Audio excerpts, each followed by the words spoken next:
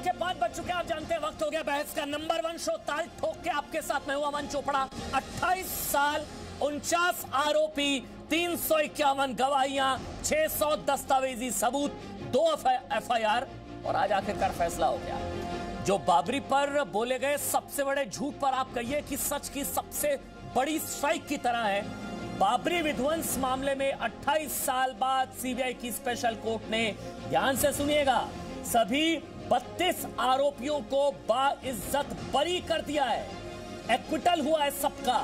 बहुत बड़ी खबर ये, 32 आरोपियों को यह कहते हुए बरी कर दिया कि ढांचा विध्वंस कोई पूर्व नियोजित नहीं था, कोई सुनियोजित प्री प्लान्ड अटैक था ही नहीं, ये कॉन्स्पिरेसी थी ही नहीं, ढांचा विध्वंस में कोई षड्यंत्र था ही नहीं। कोर्ट के दोषी साबित करने का, कोर्ट को दोषी साबित करने का इन आरोपियों को कोई साक्ष्य नहीं मिला। आपको बता दें, कोर्ट के फैसले पर अब राजनीति शुरू हो गई है। कांग्रेस ने जज पर ही सवाल खड़े करते हुए जुडिशरी को मोदी शरी तक कह दिया। ओवैसी तो ये कह रहे हैं कि क्या जादू से गिरी बाबरी। सवाल ये उठता है कि कोर्ट के फैसले से बाबरी को लेकर बदनामी के दाग तो धुल गए, लेकिन जिन लोगों ने साजिश रची एक समुदाय को, हिंदूवादी समुदाय को, उन लोगों को जो अपमानित करने की या उनकी ब्रांडिंग करने की जो साजिश रची गई, उसके दाग क्या धुलेंगे? क्या उनको माफी नहीं मांगनी चाहिए? 28 सालों तक जो चरित्र हनन हुआ हिंदुओं का, जो उनको कहा गया उन्होंने तोड़ी, प्री प्लान तरीके से तोड़ी, साजिशन तोड़ी। कोर्ट तो कह रहा है कि कॉन्स्पिरेसी है ही नहीं, प्री प्लान था ही नहीं। इसलिए हमारा हैशटैग आज का एक थी बाबरी। इस पर आप ट्वीट करिए, मैं आपकी राय को प्रोग्राम में शामिल करूंगा। असद ओवैसी साहब से मैंने थोड़ी देर पहले बात की है, वो मेरे साथ अब होंगे। मैं उनसे वो सवाल लूंगा। असद ओवैसी साहब मेरे साथ, बीजेपी के राष्ट्रीय प्रवक्ता संबित पात्रा जो हैं वो भी मेरे साथ इस वक्त लाइव जुड़ चुके हैं। लेकिन इस खबर को लेकर एक बार क्रेडिबिलिटी आपके लिए जानना बहुत जरूरी, क्योंकि हमारे लिए खबरों की विश्वसनीयता सबसे जरूरी है, भरोसा आपका।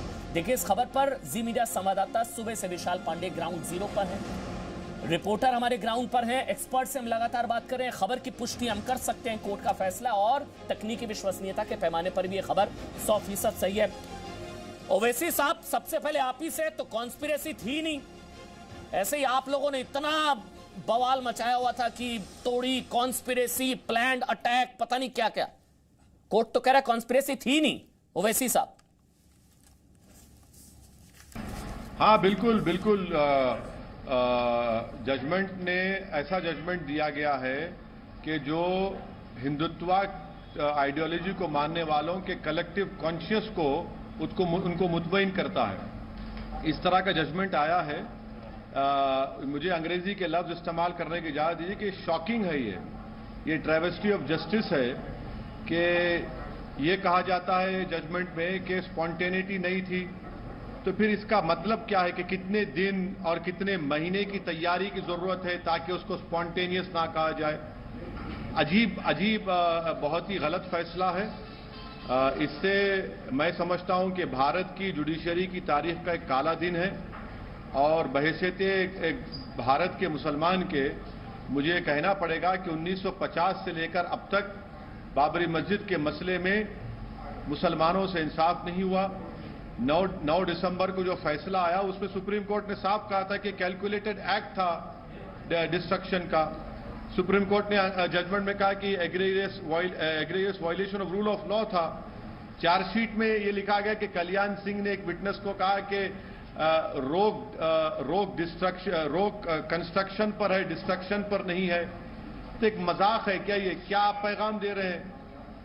मैं तो आपसे बड़ी ईमानदारी के साथ कह रहा हूं कि 6 दिसंबर 1992 को बहैसियत एक नौजवान के, उस वक्त मुझे जो एक शर्म महसूस हुई थी, एक ह्यूमिलिएशन और हेल्पलेसनेस महसूस हुआ था कि मैं अपनी मस्जिद को नहीं बचा सका। आज उसी तरह की फीलिंग मुझ में पैदा हो रही है, और इस बात को हमको याद रखना पड़ेगा कि आज ये फैसला इसलिए आया क्योंकि कांग्रेस पार्टी ने इसमें मूर्तियां रखाई, कांग्रेस पार्टी ने इसमें ताले खुलाए, और कांग्रेस पार्टी का ही प्रधानमंत्री था जब मस्जिद शहीद हुई।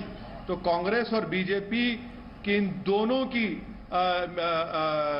मिलीजुली माने साथ मिलकर काम करने की वजह से आज ये एक गलत फैसला आया। अच्छा, एक और जो अगला सवाल मैंने उनसे पूछा, मैं वो पूछ रहा हूं, फिर संबित मैं आपका कमेंट ले लूंगा। ओवैसी साहब, अब माफी नहीं मांगनी चाहिए क्या? आप इसको कह रहे हैं कि कोर्ट मतलब मजाक किया जा रहा है, ट्रेवेस्टी ऑफ जस्टिस, शॉकिंग, ये शब्द आपने कहे, मुझे एक चीज बताइए, योगी आदित्यनाथ कह रहे हैं आप लोगों को माफी मांगनी चाहिए, जिन भी लोगों ने 28 साल तक दुष्प्रचार किया, साजिशन झूठ बोला, बाबरी पर सबसे बड़ा झूठ बोला, आप लोगों को माफी मांगनी चाहिए। योगी आदित्यनाथ भी यही कह रहे हैं, माफी मांगनी चाहिए। मांगेंगे माफी? नहीं, माफी तो योगी आदित्यनाथ को मांगनी चाहिए अगर उनमें इंसानियत बाकी है। आज इस मुल्क का दलित और मुसलमान पिछले 24 घंटे हमारे लिए कयामत की तरह साबित हो रहे हैं। हाथरस में जो हुआ, योगी आदित्यनाथ को क्या माफी मांगनी नहीं चाहिए? योगी आदित्यनाथ को माफी मांगनी चाहिए ना। एक दलित लड़की की इज्जत लूटी गई, उसकी जबान काटी गई, उसके स्पाइनल कॉर्ड को तोड़ा गया, उसके अंतिम संस्कार करने की इजाजत नहीं दी गई। और यही योगी आदित्यनाथ जो एक आला जात का गुंडा गैंगस्टर था, उसको एनकाउंटर में मारते तो उसके अंतिम संस्कार की इजाजत देते। पिछले 24 घंटे भारत के दलितों और मुसलमानों के लिए कयामत की तरह साबित हो रहे हैं कि एक हाथरस में 19 साल लड़की की इज्जत लूटी गई और आज ये फैसला आ रहा है। क्या योगी आदित्यनाथ नहीं जानते कि कल्याण सिंह जो बीजेपी के चीफ मिनिस्टर थे, सुप्रीम कोर्ट को जाकर उन्होंने वादा नहीं किया था कि मस्जिद की हिफाजत की जाएंगी? बताइए किसने कहा था? क्या जब मस्जिद शहीद हो रही थी तो क्या आडवाणी वहां पर क्या कर रहे थे? कल्याण सिंह चीफ मिनिस्टर थे नहीं थे? क्या उमा भारती, साध्वी रिथम्बरा ये नहीं कह रहे थे कि एक धक्का और दो, मस्जिद को तोड़ दो?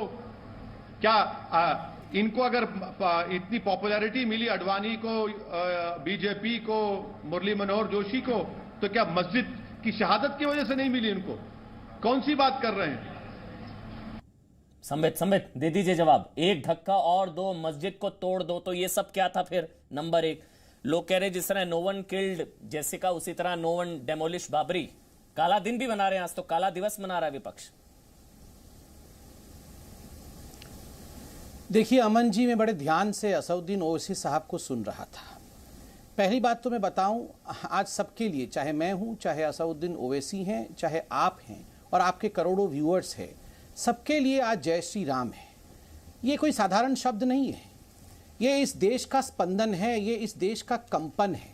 और मैं बताता हूं, आपका आज हैशटैग है एक थी बाबरी। आज पहली बार मैं आपके हैशटैग से एग्री नहीं कर रहा हूं, क्योंकि मैं बाबरी नामक किसी मस्जिद को मानता ही नहीं, क्योंकि कोर्ट ने भी कहा है कि एक विवादित ढांचा था। तो आज का हैशटैग होना चाहिए था एक था ढांचा, विवादित ढांचा। और याद रखिए बाबरी कैसे टूटी। No one broke Babri, no one kill Jessica वाले लाइन पे आप चल रहे थे।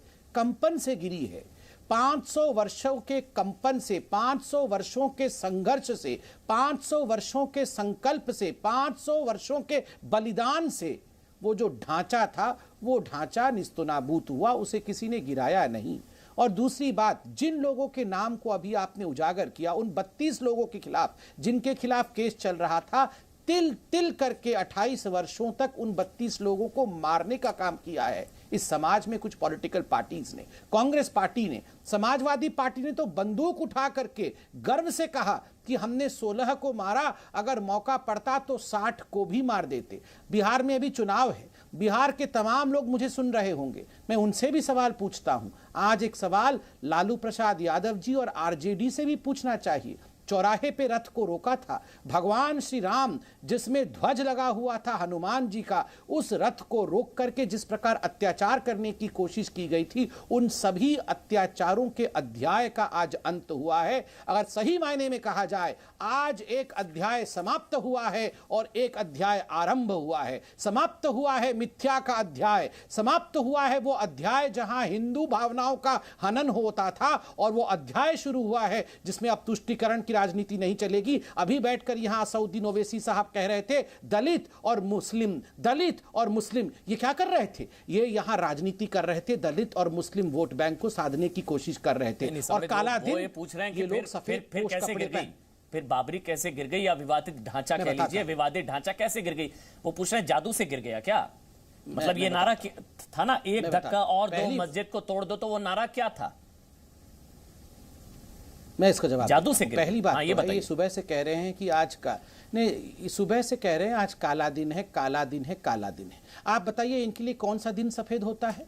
कौन सा दिन सफेद होता है? जिस दिन सीएए आ जाएगा, संविधान के संवैधानिक तरीके से पार्लियामेंट में पारित होगा, वह भी काला दिन होगा। किसानों का बिल वॉइस वोट से पारित होगा, वो भी काला दिन होगा। ट्रिपल तलाक हट जाएगा, वो भी काला दिन होगा। मतलब परपिचुअली तो इनका काला दिन ही रहता है। इनसे पूछिए इनका सफेद दिन होता कब है, पहले तो इनसे पूछ लीजिए। इनका सफेद दिन तभी होगा जब जिन्ना के कहने पर देश के बंटवारे की बात को आगे बढ़ाया जाए और इनको राजनीतिक बेनिफिट मिले, उसी दिन का सफेद दिन होता है। और बाबरी को किसने गिराया? आज कोर्ट ने बहुत बिल्कुल किसी भी प्रकार के संशय को नहीं व्यतीत करते हुए बिल्कुल स्पष्ट रूप से कहा है, किसी षड्यंत्र ने नहीं गिराया, किसी पूर्व नियोजित नियोजन ने या षड्यंत्र ने नहीं गिराया। हां, कुछ भावनाएं थी जिसके कारण विवादित ढांचा गिरा है। किसी ने षड्यंत्र नहीं किया था। हां, षड्यंत्र किया होता तब देखी जाती, षड्यंत्र नहीं किया। सुप्रीम कोर्ट के विषय में ओवैसी साहब कह रहे हैं, उसी सुप्रीम कोर्ट ने जब राम जन्मभूमि के विषय में वर्डिक्ट दिया था और स्पष्ट रूप से कहा था यही राम जी का जन्म हुआ है, यही मंदिर बनेगा, यही वो ओवैसी साहब है जिन्होंने कहा था Supreme Court is supreme but fallible. Supreme Court भी गिर सकता है और सुप्रीम कोर्ट गिर गया है। इनके लिए उठा क्या हुआ? ये तो कोर्ट ने भी कहा ना, ओवैसी साहब गिरा हुआ है, सुप्रीम कोर्ट गिरा हुआ है। संबित, ठीक है, ये तो कोर्ट ने भी कहा, कोर्ट भी कह रहा है कि कोई तैयारी थी ही नहीं, फिर प्री प्लान नहीं था, कॉन्स्पिरेसी नहीं थी। ये तो कोर्ट ने कहा है ना सर, कोर्ट कह रहा है। कोर्ट से बड़े तो ना आप, ना मैं, ना संबित, कोई भी नहीं।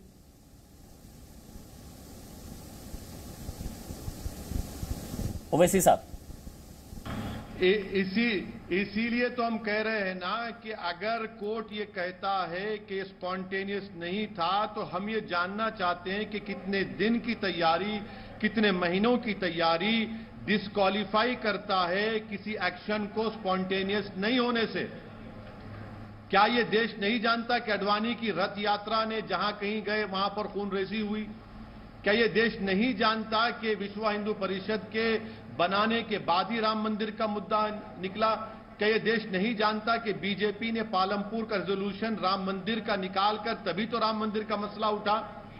और यही तो हम कह रहे हैं कि इनको पॉलिटिकली इनको रिवॉर्ड मिला और वायलेंस के ऊपर, वायलेंस, तशद्दुद, आज इनको इनाम मिल रहा है इसका।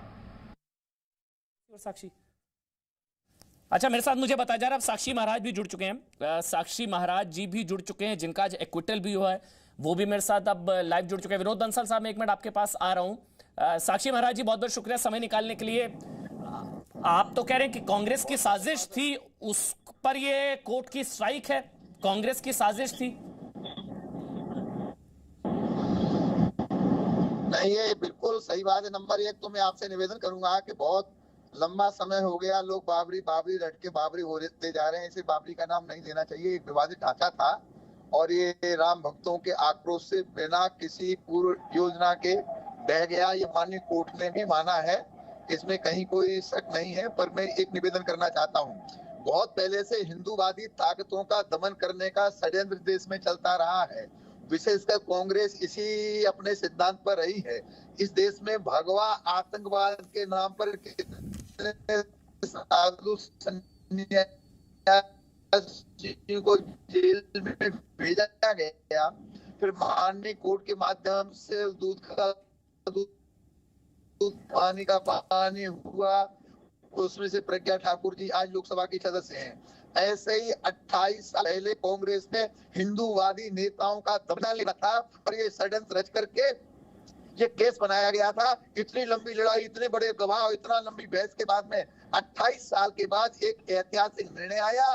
दूध का दूध हुआ, पानी का पानी हुआ। तो बाबरी बाबरी चिल्लाने वाले चाहे कांग्रेस के लोग हों, चाहे ओवैसी साहब हों, इन सब लोगों को देश से क्षमा मांगनी चाहिए। आज हिंदू मुसलमान दोनों ने सुप्रीम कोर्ट के आदेश को भी स्वीकार किया, आज के आदेश को भी स्वीकार किया है। धारा 370 समाप्त हुआ, उसे भी स्वीकार किया है। हिंदुस्तान का हिंदू मुसलमान अमन चैन से रहना चाहता है। पर कुछ एक लोग हैं जो फूट डालो और राजनीति करो के सिद्धांत पर चल करके बंटवारे की राजनीति करते रहते हैं। ये अच्छी बात है। माननीय मोदी जी, अमित शाह जी, योगी जी का युग है। बढ़िया कैसी स्थिति बनी हिंदू और मुसलमान की, गंगा जमनी तहजीब के दोनों के दोनों संतुष्ट हैं। कहीं कोई पत्ता तक नहीं हिलता, चाहे माननीय सुप्रीम कोर्ट का आदेश हो, चाहे आज का आदेश हो। ये ऐतिहासिक निर्णय है, इसका सबको सम्मान करना चाहिए। बहुत बहुत शुक्रिया साक्षी महाराज जी, आपने समय निकाला और बहुत बहुत शुक्रिया। ओवैसी साहब, चैलेंज करेंगे? चैलेंज किया जाएगा ये फैसला, जो भी फैसला आज आया है? अगर आप असंतुष्ट हैं, ट्रेविस्टी ऑफ जस्टिस आप बता रहे हैं, शॉकिंग बता रहे हैं, चैलेंज करेंगे, चुनौती दी जाएगी? अगर सीबीआई अपनी इंडिपेंडेंस को बरकरार रखना चाहता है तो तो सीबीआई को यकीनन अपील करनी चाहिए, मगर मैं all India Muslim personal law board और भारत के उन तमाम सिटीजन्स जो आज भी भारत की सेकुलरिज्म पर, प्लुरलिज्म पर, डाइवर्सिटी पर यकीन रखते हैं, उनको इस फैसले के खिलाफ अपील करना बेहद जरूरी है। क्योंकि सुप्रीम कोर्ट ने खुद कहा था 9 नवंबर 2000 जो जजमेंट आया था 20 का, उसमें कि calculated act of destroying a public place of worship, supreme Court ने कहा था it's an aggregate violation of rule of law, criminal act कहा उसको, नेशनल शेम कहा उसको। और आज ये कोर्ट कह रहा है कि किसी ने नहीं किया, फिर किसने किया मस्जिद को शहीद? किसने किया बताइए ना? क्या कोई जादू हुआ था वहां पर? किसने उतने हजारों लोगों को वहां पर बुलाया था? किसके कॉल पर लोग वहां पर जमा हुए? मैंने कॉल किया था क्या 6 दिसंबर को कि आओ वहां पर मिठाई खाएंगे? ये सब चीजें भूल जाएं हम। अगर इतना साफ था वैसी साहब, तो कोर्ट में साबित क्यों नहीं हो पाया? फिर मैं इतना साफ था तो कोर्ट में साबित क्यों नहीं हो पाया? हाँ, यही तो बात है कि श्री कृष्णा कमीशन मुंबई में सबको सजा हुई बम ब्लास्ट में, मगर जिन्होंने मुसलमानों का खून मुंबई की सड़कों पर बहाया, कितनों को सजा हुई बताइए आप? हाशिमपुर आज भी चल रहा है, दिल्ली का मैसेकर में कितनों को सजा हुई बताइए ना आप? दिल्ली की सड़कों पर सिखों के खून से लाल किया गया, कितनों को सजा हुई बताइए आप? 1, 2, 3 को छोड़कर, सज्जन कुमार को, दूसरों को छोड़कर। यही तो ट्रेवेस्टी ऑफ जस्टिस है, यही शॉकिंग है। आप इसको ट्रेवेस्टी ऑफ जस्टिस बता रहे हैं। आपको नहीं लगता कि रामलला के पक्ष में जो फैसला आया था जब राम मंदिर निर्माण शुरू हुआ, उसका भी असर इस फैसले पर? क्योंकि तभी साफ हो गया था वो तो थी राम जन्मभूमि, और राम मंदिर को तोड़कर बनाया गया ढांचा मस्जिद हो ही नहीं सकता, बाबरी कैसे हो सकती है? वो तो विवादित ढांचा था, तो फिर बाबरी कैसे गिरी? मतलब आपको लगता है कि रामलला के पक्ष में जो फैसला आया उसका भी बहुत असर पड़ा इस फैसले पर? ओवैसी साहब, आखिरी सवाल है आपसे। देखिए, अगर ये फैसले क्रिमिनल, अगर फैसला सही पहले आता तो फिर सिविल डिस्प्यूट का फैसला नहीं आता था ना। और अगर मस्जिद शहीद नहीं होती तो क्या सिविल डिस्प्यूट का फैसला आता था? आप मेरे सवाल का जवाब दीजिए, अगर मस्जिद आज रहती वहां पर तो कैसे देते थे फैसला आप सिविल डिस्प्यूट का? तो आपने मस्जिद को शहीद किया, पहले उसमें मूर्तियां रखी, फिर उसमें पूजा शुरू की, फिर उसके ताले खुलवाए, फिर आपने सुप्रीम कोर्ट को वादा करके, कांग्रेस पार्टी राजीव गांधी के जमाने में ताले खोले गए और कांग्रेस पार्टी नरसिम्हा राव प्रधानमंत्री है, मस्जिद को शहीद कर दिया गया। फिर आपने फैसला आया तो नरेंद्र मोदी ने जाकर उसका क्या बोले, भूमि पूजन कर दिया। तो यही तो हमारे लिए शॉकिंग है, यही तो इंसाफ की धज्जियां उड़ रही हैं। सर, इंसाफ की धज्जियां जैसे आप कह रहे हैं तो कौन उड़ा रहा है? मेरे जहन में सवाल उठता है, जब आप कह रहे हैं कि इंसाफ की धज्जियां उड़ा रहे हैं, तो क्या जज उड़ा रहे हैं? तो क्या कोर्ट इंसाफ की धज्जियां उड़ा रहा है? ये तो सवाल है ना सर। कोर्ट से ऊपर तो ना आप, ना मैं, ना संबित, ना मेरा पूरा पैनल। बहुत बहुत शुक्रिया ओवैसी साहब। अब डिबेट की तरफ लौटेंगे। संबित, आपसे शुरू, पहले आपका कमेंट दिया, लेकिन अब इंसाफ की धज्जियां, काला दिवस, travesty of justice, shocking, judiciary नहीं मोदी शहरी, पता नहीं क्या क्या सर। संबित, देखिए, यूं तो ओवैसी जी को समझाया जाए ये उचित नहीं है। क्या है, ओवैसी जी देश के गार्डियन हैं, जो हम सब बैठ के ओवैसी जी को समझाएं। जब सुप्रीम कोर्ट ने और अभी सीबीआई कोर्ट ने अपना वक्तव्य रखा है, अपना वर्डिक्ट दिया है, हिंदू हो या मुसलमान, सिख हो या क्रिश्चियन, पूरे देश ने सौहार्दपूर्ण तरीके से उसे एक्सेप्ट भी कर लिया है, सड़कों पर शांति है, तो ओवैसी जी उस शांति को भंग करने की कोशिश कर रहे हैं। मगर मैं बड़े ध्यान से सुन रहा था, ओवैसी जी कह रहे थे किसने गिराया मंदिर को? मंदिर का ताला खुल गया, पूजा हो गया, हम यूं ही सब सहते रहें क्या? हम भूल जाएं क्या? मैं पूछ रहा हूं, आज सवाल ओवैसी जी जहां है उनसे पूछ रहा हूं, किसने आज से 528 वर्ष पहले किसने गिराया मंदिर को? किसने वहां पर मंदिर को गिराया? मंदिर का बलिदान किसने किया? और देखिए किसने वहां पर से मूर्तियों को हटाया? किसने करोड़ों वर्षों तक जो हमारी श्रद्धा चली आ रही थी, उस श्रद्धा को मिट्टी में मिलाने का काम किया? आपको पता है, विवादित ढांचा 500 वर्षों तक रहने के बावजूद भी प्रत्येक हिंदू वहां पर जाके देहुड़ी पर मत्था टेकता था, वहां पर पूजा करता था, यह संस्कार था। क्या हम भूल जाएं?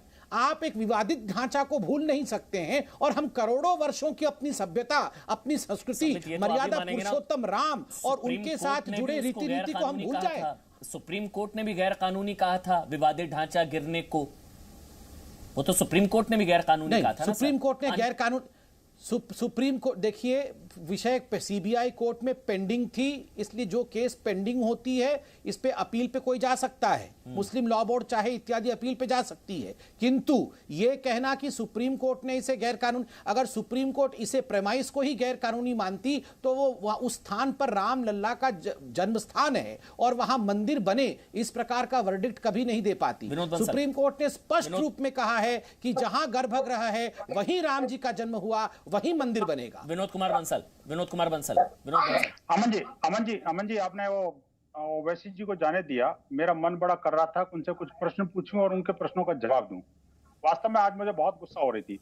एक सांसद होकर के असंसदीय काम कर रहे थे और एक अधिवक्ता होकर के एक न्यायालय की निर्णय की धज्जियां उड़ा रहे थे। एक ऐसे व्यक्ति जिससे बहुत कुछ अपेक्षा देश को है, उनके संसदीय क्षेत्र के लोग भी बहुत कुछ अपेक्षा कर रहे होंगे, और वो व्यक्ति आकर के आपके टीवी चैनल पर बैठ करके इस देश की न्याय व्यवस्था, इस देश का संविधान, इस देश की मानबिंदु और इस देश के धर्म के ऊपर एक लांछन लगा के चला जाए, उसकी इतनी हिम्मत। मैं एक बात कहना चाहता हूं, उस ओवैसी ने कहा कि 1950 से लेकर के आज तक मुसलमानों का उत्पीड़न हुआ। अरे भाई, अल्पसंख्यकों के नाम पर इस देश को खाने वाले कौन लोग थे? अब मुझे बताइए, देश के अंदर 6 जो संप्रदाय हैं वो अल्पसंख्यक कैटेगरी में आते हैं, लेकिन गलती से नहीं, अपने षड्यंत्र पूर्वक एक छठे जो संप्रदाय है यानी इस्लामिक जिहादियों को उस अल्पसंख्यक को सूची में डाल करके, जो कि वास्तव में देखा जाए तो सेकंड लार्जेस्ट पॉपुलेशन तो कंट्री है, उस पॉपुलेशन को तो दिक्कत है, लेकिन बाकी जो 5 संप्रदाय हैं जो अल्पसंख्यक हैं, उन्होंने आज तक अपने अधिकारों की लड़ाई नहीं लड़ी, उनको कभी कोई दिक्कत नहीं हुई, उनका वो क्रिमिनल जस्टिस सिस्टम से कोई लेना नहीं, कोई क्राइम नहीं करते वो। लेकिन नहीं, मैं कहता हूं भाई, आपके दर्शक जानते हैं इस बात को, आपके दर्शक आज बड़े परेशान है इस बात को लेकर के कि ओवैसी क्या बकवास करके चला गया आपके डिबेट पे। आप मुझे बताइए अमन जी, जिस व्यक्ति ने कहा कि ढांचा किसने तोड़ा, अरे मैं पूछना चाहता हूं वो मंदिर किसने तोड़ा? उस मंदिर के बारे में नहीं बात करोगे क्या? ये देश भगवान राम के मंदिर से जुड़ा हुआ था, किसी बाबर के ढांचे से नहीं जुड़ा हुआ था। उस पर तो आ गया ना सर फैसला रामलला के पक्ष में, उस पर तो आ गया ना फैसला रामलला के पक्ष में, वो तो तय हो गया कि वो मंदिर तोड़ा गया, वो तो रामलला के पक्ष में आया, राम मंदिर निर्माण शुरू हो चुका है। आज तो बाबरी डेमोलिशन पर था ना, विवादित ढांचा विध्वंस पर था ना, आज उस पर वो लोग पूछ रहे हैं जादू से हो गया क्या? अरे ये बाबरी, मैं कहता हूं बाबरी के निर्णय से लेकर के ये क्या न्यायालय पर प्रश्न लगाएंगे? अगर इनको पूछना है तो न्यायालय से जाकर पूछते ना कि आखिरकार स्पॉन्टेनियस क्या होता है, उसकी डेफिनेशन क्या होती है। अली कादरी साहब आपके पास आ रहा हूं, लेकिन जय भगवान गोयल भी आज हमारे साथ है, ये भी बरी हुए हैं। जो 32 लोग बरी हुए हैं उसमें एक जय भगवान गोयल भी हैं जो इस वक्त आपको नजर आ रहे हैं। उसके बाद कादरी साहब मैं आपके पास आ रहा हूं। गोयल साहब, आप तो पहले से कह रहे थे सजा भी कबूल होगी, माफी नहीं मांगूंगा, जमानत नहीं लूंगा, कुछ नहीं लूंगा, सजा कबूल होगी। गोयल साहब जी, आज माननीय सीबीआई कोर्ट ने वो बात मान ली है जो हम बरसों से कहते आ रहे हैं। सीबीआई के लोग सीबीआई कोर्ट में हमेशा से ये बात कह रहे थे कि षड्यंत्र के तहत, मगर आज सीबीआई जज ने ये मान लिया है कि कोई षड्यंत्र नहीं था।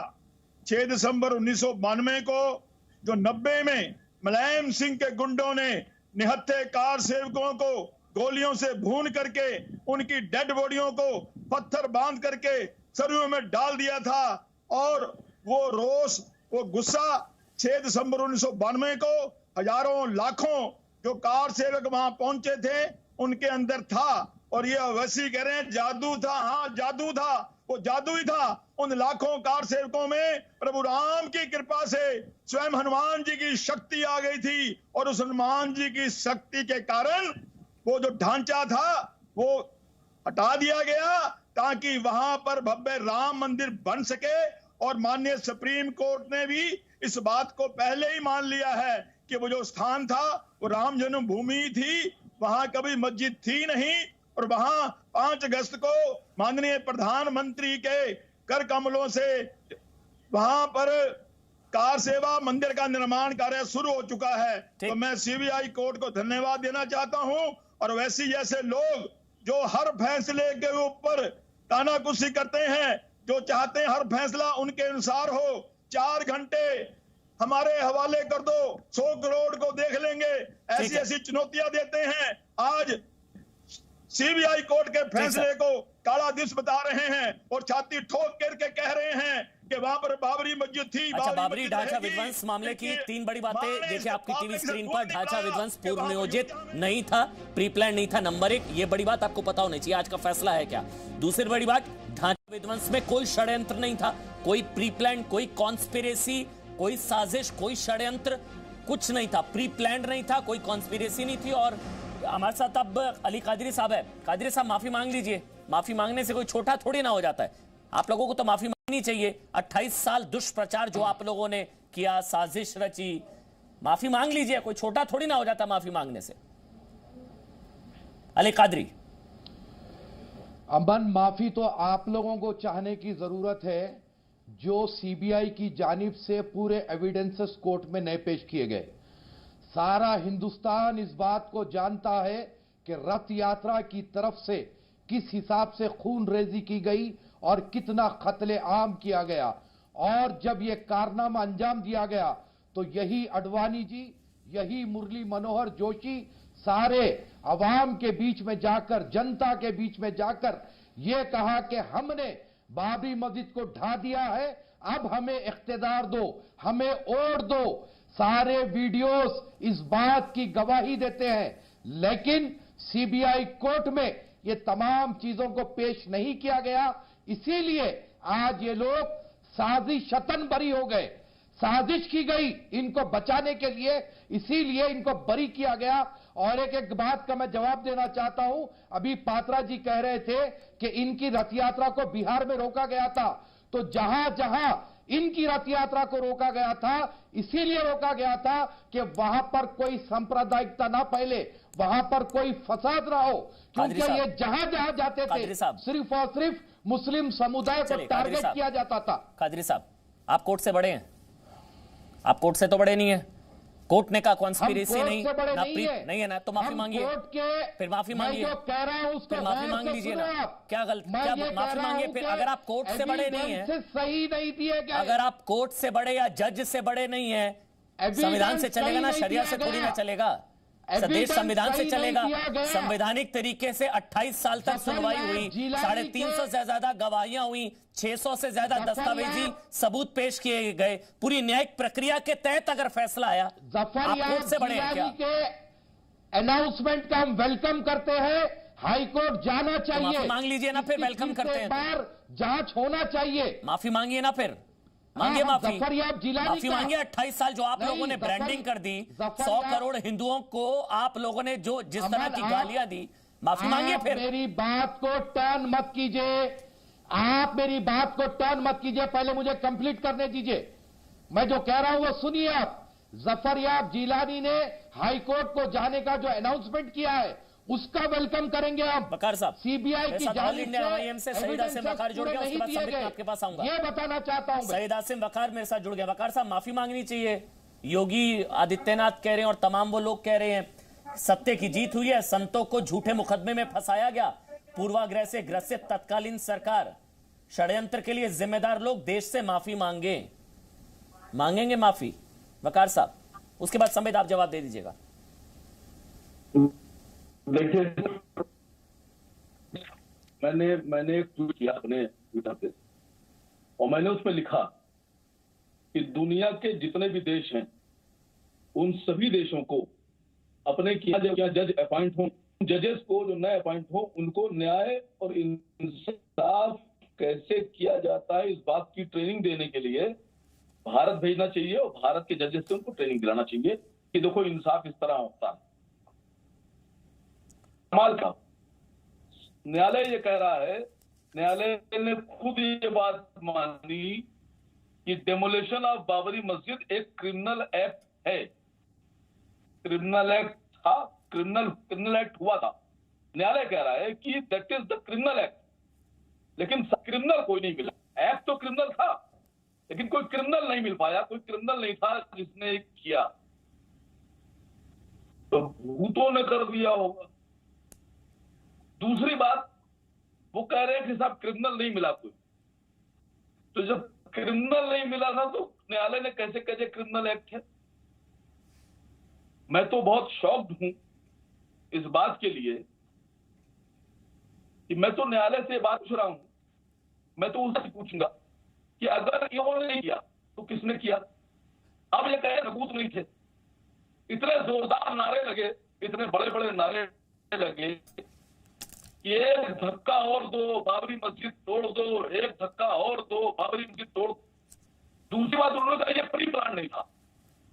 तो अगर प्री प्लान नहीं था तो 90 में एक बार कार सेवा की रथ यात्रा चली। वकार साहब एक मिनट रोक रहा हूं। ये बड़ी खबर इस वक्त की आ रही है, बड़ी खबर, श्री कृष्ण जन्मभूमि पर पूरे दावे को लेकर याचिका रद्द। ये बड़ी खबर है। मथुरा की सिविल कोर्ट ने खारिज की याचिका। आप जानते हैं 13.37 एकड़ जमीन को लेकर ये पूरा विवाद, और श्री कृष्ण जन्मभूमि से ईदगाह को हटाने की ये कोशिश थी, याचिका दायर की गई थी। और पूरा जो 13.37 एकड़ का जो इलाका है उसको, उस पर मालिकाना हक को लेकर ये याचिका दायर की गई थी, उसको खारिज कर दिया गया। वो दावा रद्द कर दिया गया। श्री कृष्ण जन्मभूमि से ईदगाह को हटाने की याचिका खारिज। ये बड़ी खबर। श्री कृष्ण जन्मभूमि पर पूरे इस मामले को लेकर पहले स्वीकार किया गया था, आज फिर इस पर सुनवाई होनी थी, लेकिन अब उस याचिका को खारिज कर दिया गया है। बोलिए संबित पात्रा, उसके बाद वकार साहब, थोड़ा कनेक्शन का इशू है, वो भी मैं सही करवा रहा हूं आपका। संबित पात्रा, किसी ने नहीं तोड़ी फिर बाबरी। देखिए मैं बड़े ध्यान से मैं वकार साहब को सुन रहा था, ये भी शॉक्ड हैं। अभी थोड़ी देर पहले मैं ओवैसी साहब को सुन रहा था, वो भी शॉक्ड हैं, और वकार साहब भी शॉक्ड हैं। ये इतने शॉक्ड रहते तो इनको डिबेट में नहीं आना चाहिए, पहले सलाइन लाइन लेना चाहिए। शॉक में डिबेट में करना ठीक नहीं होता है स्वास्थ्य के लिए। देखिए तो परमानेंटली शॉक्ड लोग हैं। आर्टिकल 370 हटता है संवैधानिक तरीके से तो ये शॉक में चले जाते हैं। ट्रिपल तलाक पे सुप्रीम कोर्ट कुछ कहती है तो ये उसमें शॉक पे चले जाते हैं। सीएए का कानून आता है तो ये शॉक पे चले जाते हैं। ये तो हमेशा परमानेंटली शॉक में रहते हैं, इनके शॉक से हमें क्या है। दूसरी बात है, आप बताइए, ये कह रहे हैं कि अपने आप कैसे गिर गया, भूत ने गिराया, पिशाच ने गिराया। मैं एक सवाल पूछता हूँ, आप याद करिए ये शाहीन बाग में ये बिरयानी के डेग और 500 रुपए ये कुदरती आ गए थे। इनके लोगों से जब पूछा गया कि कहाँ से यार ये कुदरती, हम रात को जाते हैं वो अपने आप डेग आ जाते हैं और 500 रुपए आ जाते हैं, वैसे ही कुदरती गिर गया ढांचा, इसमें किसी का हाथ नहीं है। इतना क्यों परेशान हो, शौक में मत जाइए, इससे कुदरती गिर गया है, कंपन हुआ और धूल कंकड़ में विवादित ढांचा, मस्जिद नहीं। अगर मस्जिद होता तो उसके ऊपर मैं बहुत सीरियसली चर्चा भी करता। एक विवादित ढांचा था, कंपन होने के कारण वो गिर गया और उसके बाद वो धूल कंकड़ में मिल गया।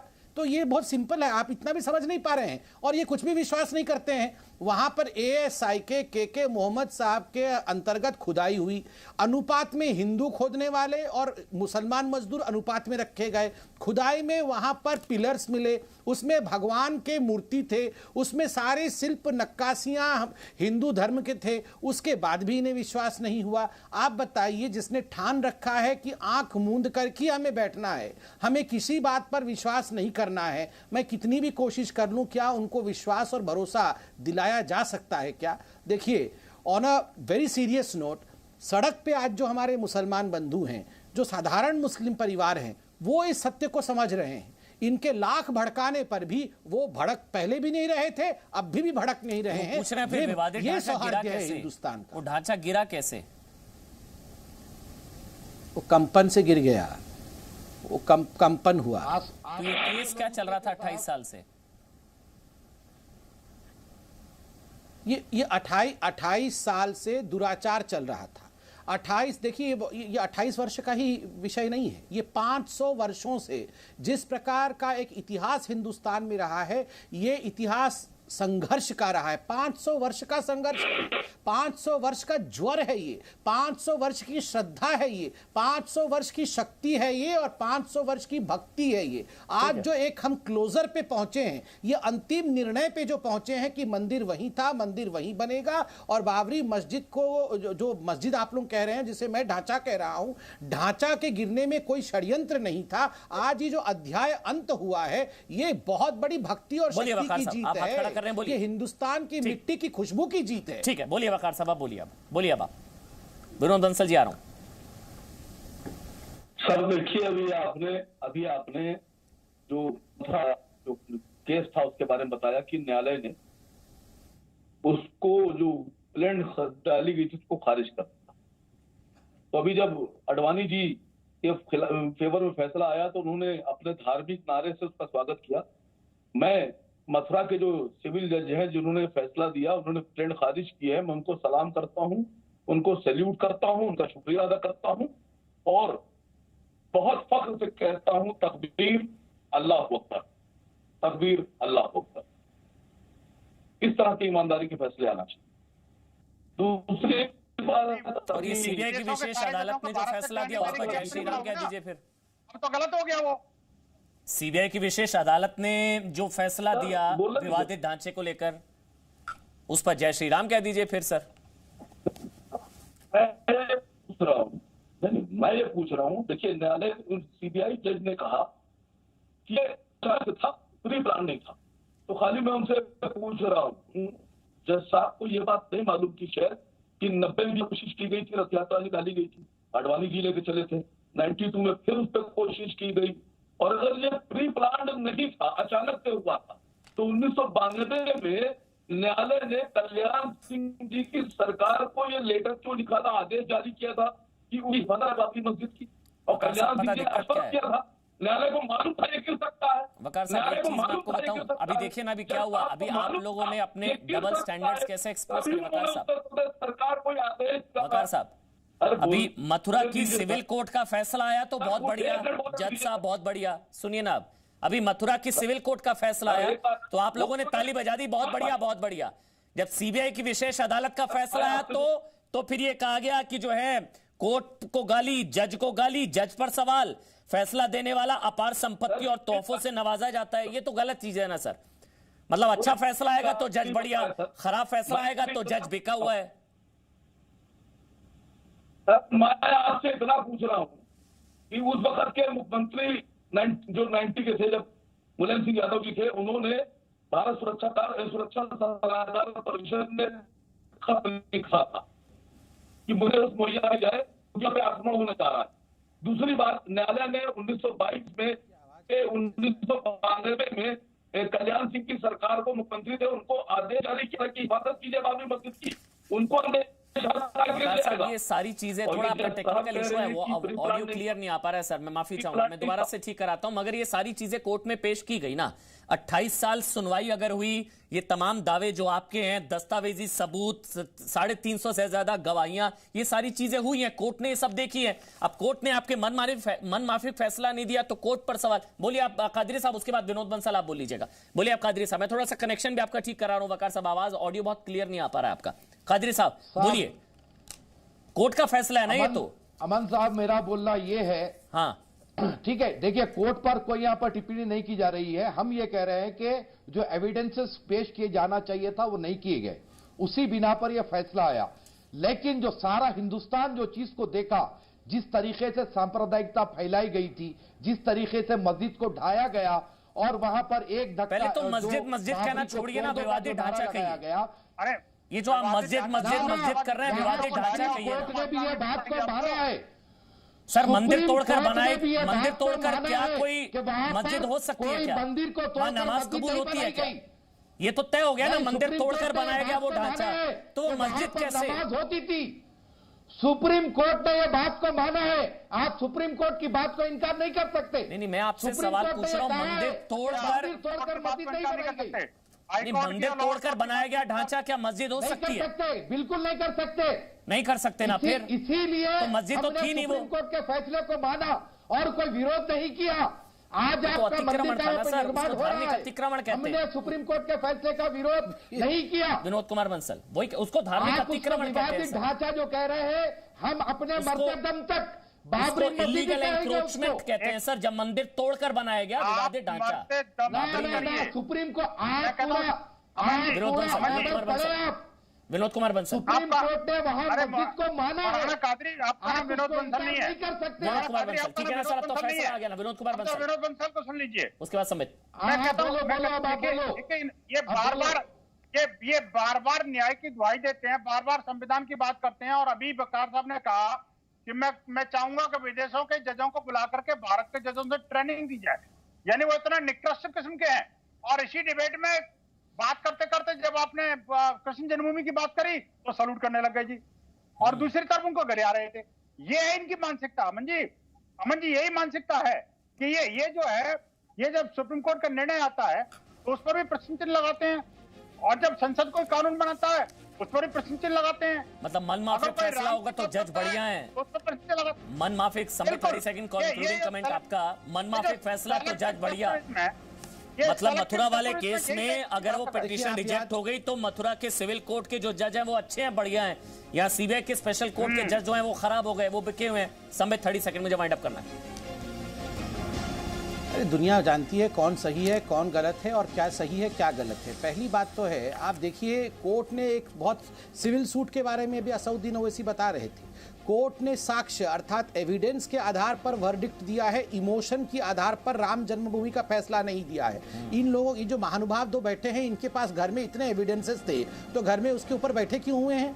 ये दोनों महानुभाव को डिबेट छोड़ के तुरंत साक्ष्य और एविडेंस पकड़ के कोर्ट में जाना चाहिए था। हमारे पास एविडेंस है, हमारे पास वीडियो है और वहां दिखाने के लिए कुछ नहीं है, ऐसे नहीं होता है भैया। और दूसरी बात, आप कह रहे थे अल्लाहू अकबर, आप जज को अल्लाहू अकबर कह रहे थे, आप याकूब मेमन भी अल्लाहू अकबर कह रहा था बम फोड़ते समय, और उसी याकूब मेमन के पक्ष में असउद्दीन ओवैसी खड़े थे। मैं आपको याद दिला दूं। चलिए, बहुत बहुत शुक्रिया संबित पात्रा। सईद आसिम वकार साहब, थोड़ा कनेक्शन का इशू था इसलिए आपके पास कम आ पाया। बहुत बहुत शुक्रिया वकार साहब, और खादिरी साहब आपका, विनोद बंसल आपका भी बहुत बहुत शुक्रिया। Presenting B News app available on Google Play and App Store. Download it now.